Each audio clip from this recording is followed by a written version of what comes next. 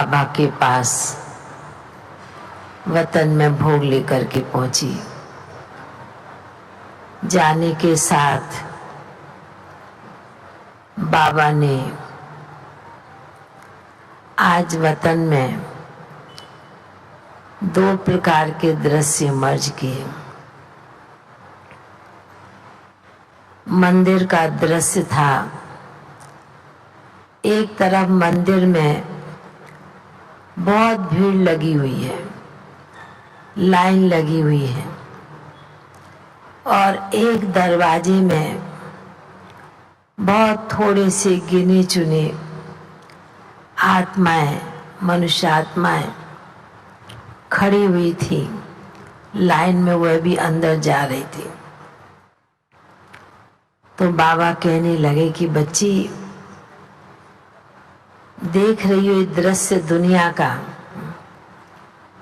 कि मंदिर में जाते हैं, एक तरफ है बहुत भक्तों की भीड़, अनेक प्रकार की इच्छाएं, मनोकामनाएं, परिस्थिति की बातें, दुख के कारण भक्त बच्चे भी इस लाइन में खड़े हैं।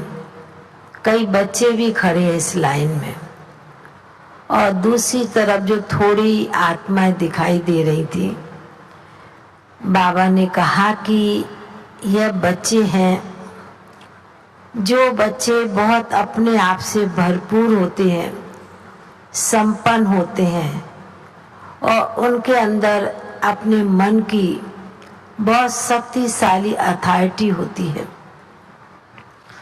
वो निडर होकर के उस मंदिर के अंदर घुस रहे, उस स्थान में अंदर जा रहे हैं। तो बाबा ने कहा कि समय के अनुसार दुनिया के मंदिरों में भी इसी प्रकार भीड़ लग रही है। जब दुखी होते हैं, अशांत होते हैं, कोई प्रकार से तकलीफ होती है, तो भगवान के आगे भक्त बच्चे जाते हैं, कुछ ना कुछ मांगते हैं, कुछ मन्नत रखते हैं, पर उनको किस प्रकार और प्राप्ति होनी है उस चीज का ज्ञान नहीं होता। पर जो दूसरी लाइन थोड़े बच्चों की थी, बाबा ने कहा कि इसी प्रकार कई बच्चे बाबा के भी बड़ी समझदारी से, बड़ी समझ से, ईमानदारी से, सच्चाई सफाई से बाबा के घर में आते हैं, और बाबा भी उन बच्चों को बहुत अच्छी तरह से कुछ ना कुछ प्रेरणा दे करके बच्चों को भरपूर करते हैं, बाबा के घर से लेके जाते हैं। तो बाबा ने कहा कि दुनिया में भी यही समय चल रहा है, ज्ञान में भी जो आने वाला समय है और जो समय चल भी रहा है, वह इसी प्रकार दिखाई देता है कि जो आने वाला समय में कितनी ना आत्माएं अनेक प्रकार के दुखों को अपने सामने रखते हुए, दुखों के पहाड़ से, बाबा ने कहा जैसे सिर पर बोझा होता है ना पहाड़ का, कोई गठरी का, तो बाबा ने कहा मनुष्य आत्मा भी इसी प्रकार बहुत दुख के पहाड़ लेकर भगवान के आगे जाते हैं। पर बाबा ने कहा जहाँ सच्चे मन से, सच्चे दिल से भगवान के आगे अर्पित कर देते हैं, तो बाबा ने कहा बाप भी उनके ऊपर जो गठरी है, जो पहाड़ है दुख का, बाबा ने कहा वह बाबा हल्का कर देता है। तो बाबा ने कहा कि जैसे थोड़ी सी आत्मा दिखाई दे रही हैं, वो तृप्त है, भरपूर है, सच्चाई सफाई वाले हैं।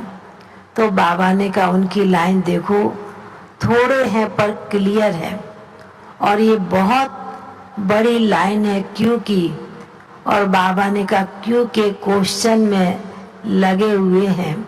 तो बाबा ने कहा लाइन लंबी होती जाती है। पर बाबा ने फिर कहा कि बाबा के बच्चे बाप के घर में आते हैं और इसी प्रकार हल्के हो करके अपने को भरपूर करके संपन्न बना कर जाएं। बाबा ने कहा बाबा का घर दाता का घर है, इसलिए बाबा तो हर बच्चे को, हर आत्माओं को हर प्रकार से भरपूर संपन्न बना रहे हैं।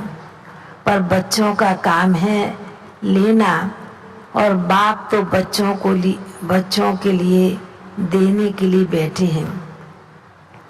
ऐसे कहते बाबा ने यह संदेश हम सभी के लिए सुनाया और फिर बाबा के सन्मुख भोग रखा था। तो बाबा ने भी बड़े प्यार से बड़े स्नेह के साथ भोग स्वीकार किया। बाबा ने कहा कि इस भोग में भी कई आत्माओं की बड़ी प्रेम भरी शक्तिशाली वाइब्रेशन होते हैं, और बाबा तो शक्तिशाली स्नेह के वाइब्रेशन भर के भरपूर करके बच्चों की याद के साथ भोग स्वीकार करते हैं।